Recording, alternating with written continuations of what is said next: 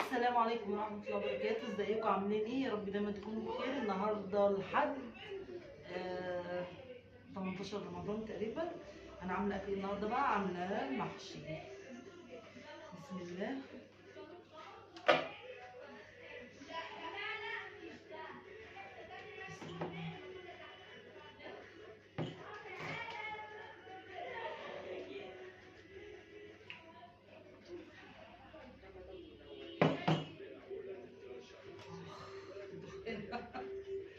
ده محشي بتنجان ومحشي كوسه،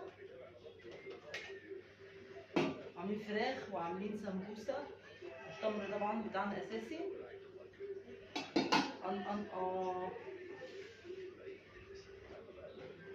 الورق العنب طبعا. بسم الله.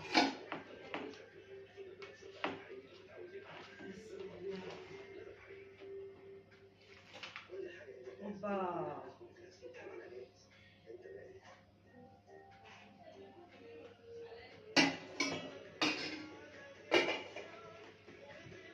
شوف بس الاعداد نزلت معايا.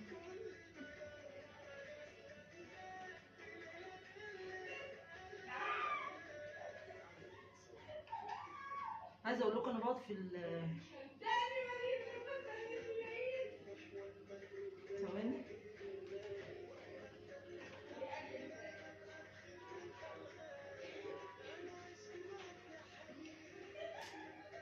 واو على المحشي. بقعد في المحشي تقريبا 5 6 ساعات. معرفش حد زي كده ولا انا لوحدي. يعني في ناس بتحط مثلا ايه المحشي ساعتين 3، انا بقعد في 5 6 ساعات.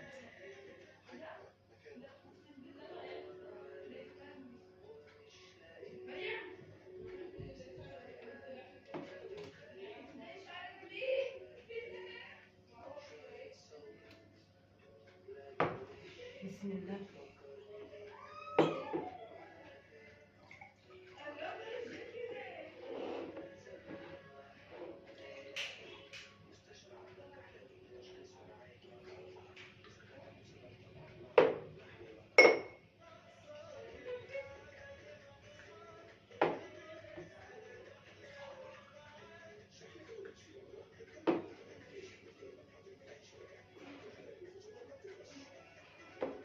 هنا الاول.